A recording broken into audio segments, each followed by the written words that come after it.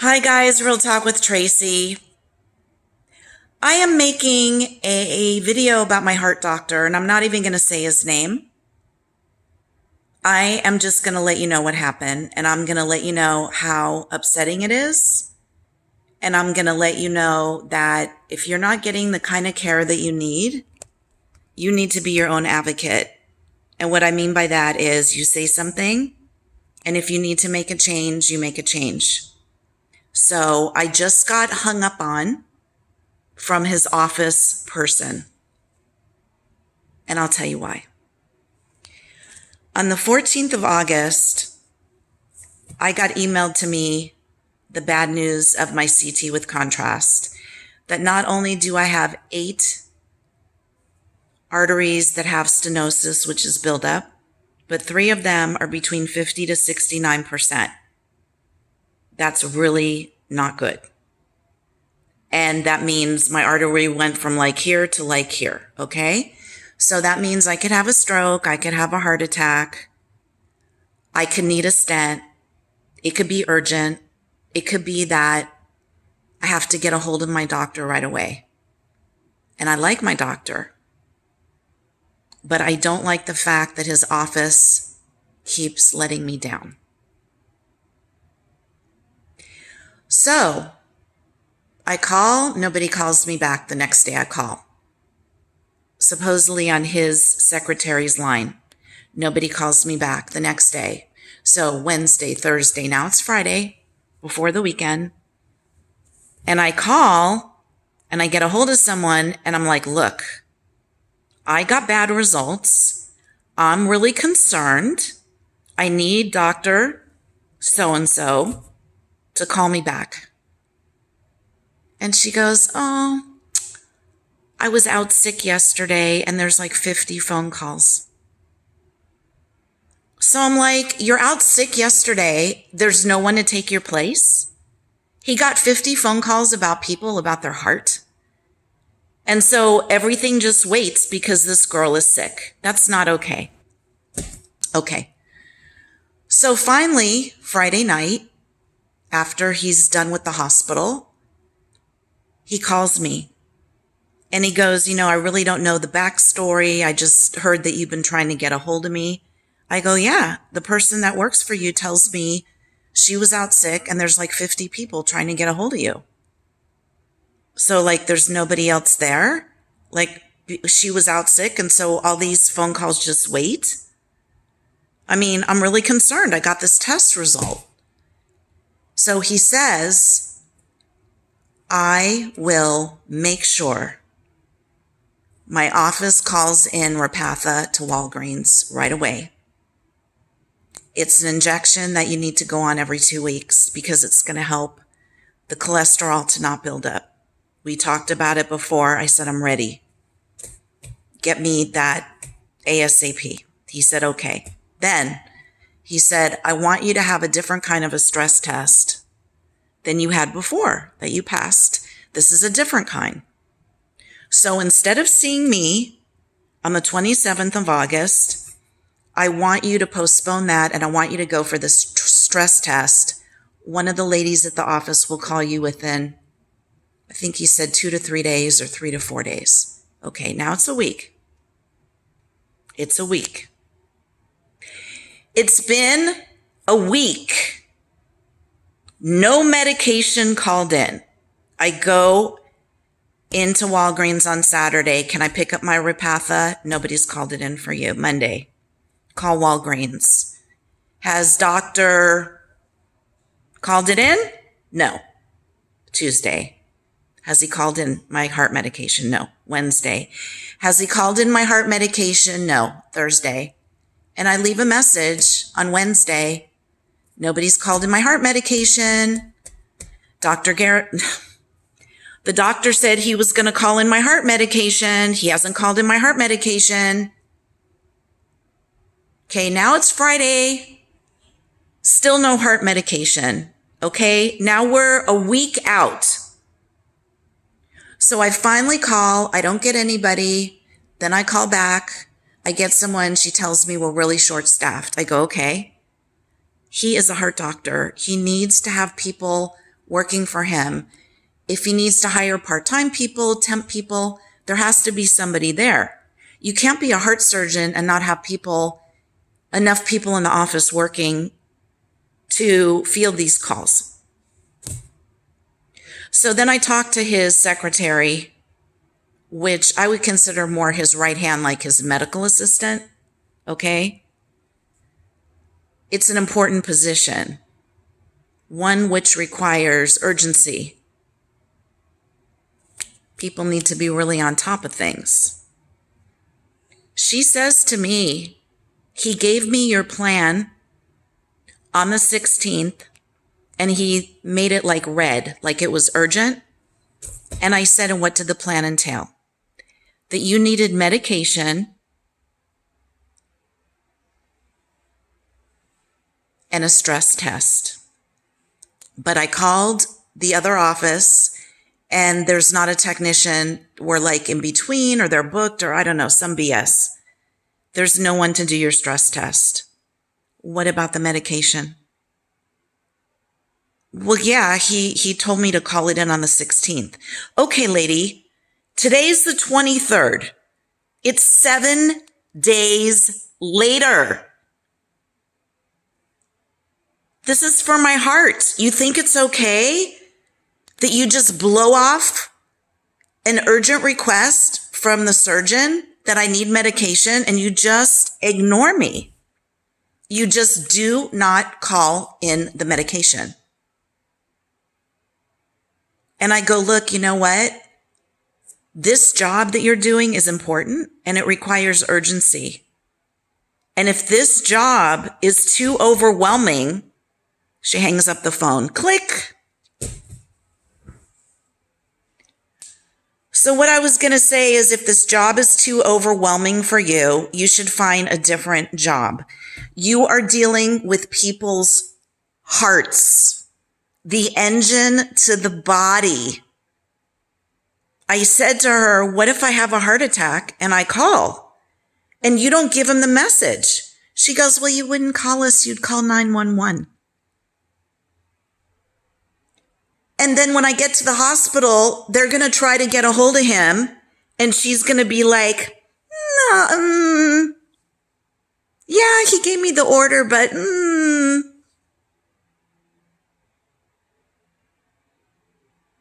not okay. Not okay.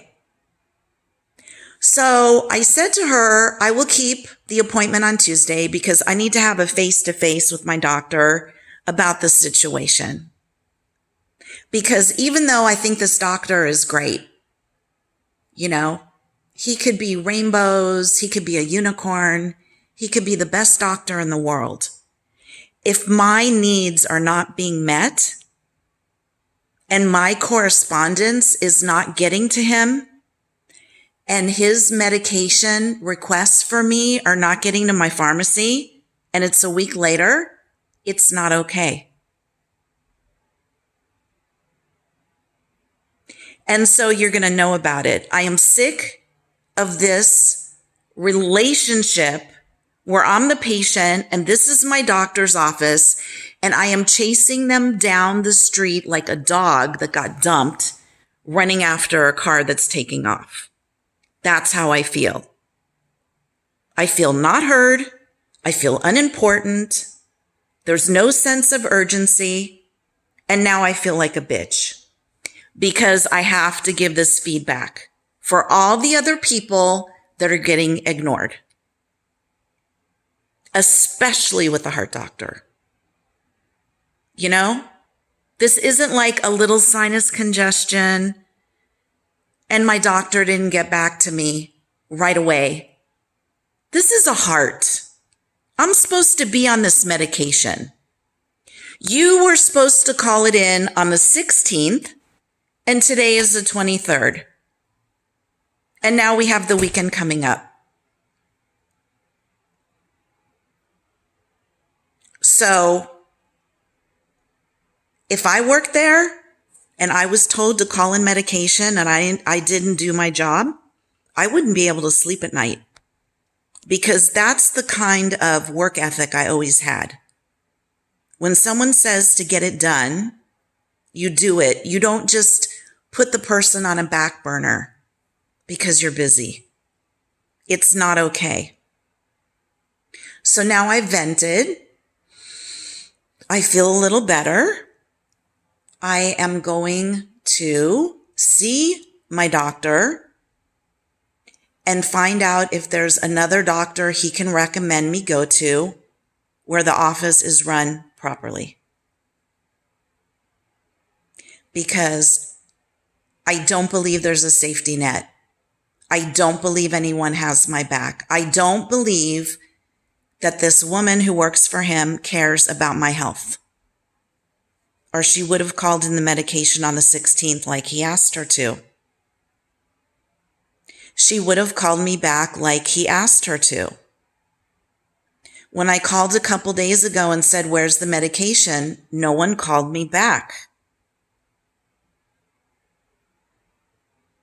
That shows me that you guys just do not care about me. So I love myself enough to take myself out of the situation, even though I really like this doctor. I love myself enough to move on. And I will. Either that or this doctor on Tuesday is going to give me his cell number. He's going to give me his cell number to assure me that if I'm having a stroke or a heart attack, that I can actually make contact with him. Otherwise, this relationship will not work. So anyway, you guys, I try to share this with you. Why? I have wisdom as a woman in my 60s.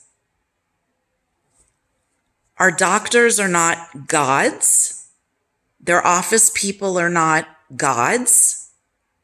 And if somebody is not treating you with the care that you need, you don't have to take that. You move on. You move on. Not getting a return phone call, not getting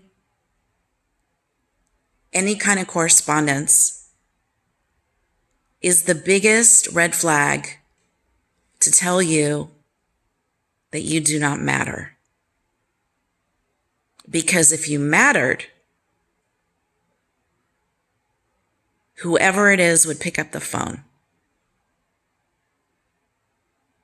If you have a friend that you haven't heard from in a year and you called them once or twice and they haven't returned your phone call, they do not care. Either that or they're dead. Because if they care, they will show you. People that care will show you by their actions.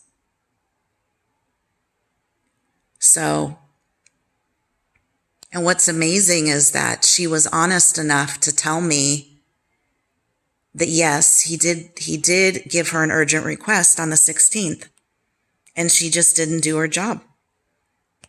And she pushed it off because the technician's not available in another city. And so I just closed the file and I just didn't order your medication. I didn't do anything. And then she hangs up on me because I'm angry. I even said to her, you know what? I'm angry and I'm sorry, but this is not effing okay. If you cannot handle this position of working for a cardiologist, a person who goes inside your body and fixes your body, the engine of your body. If you can't handle that stress and pressure, and you have no sense of urgency, find a new job. So I hope, and I'm sure she's pissed at me and she thinks I'm a royal bitch, but you want to know something? I hope over the weekend she sits down with her friends or her mother, father, somebody, and says, you know what? I think I'm going to go to work for an optometrist. Maybe I'll go to work for a different kind of doctor, because I just can't keep up with it and I'm not getting it done. And it's very unfair because people eventually are going to die because of you, lady. I'm not getting my medication in time. If something happens to me because I didn't get my medication, who's responsible for that? You are. If the doctor's not getting my messages and I need him to call me back, who's responsible for that? You are. So either I get his cell number on Tuesday or I find another doctor. Those are the choices. I really like him. I hate to break up with him, but I will. Next. Yeah. Okay. Love yourself enough. Put yourself first. I am sending you guys love and light. As always, my biggest prayer every day is peace on earth. And I would appreciate if you would subscribe. It's good to know that you're not alone. It's good to know that you matter. It's good to know that this happens to other people, that it's not you in particular who's defective or unworthy or not smart enough or not cute enough or not pretty enough or not young enough. We are just dealing with people that have no sense of urgency in their positions. I'll say it one more time.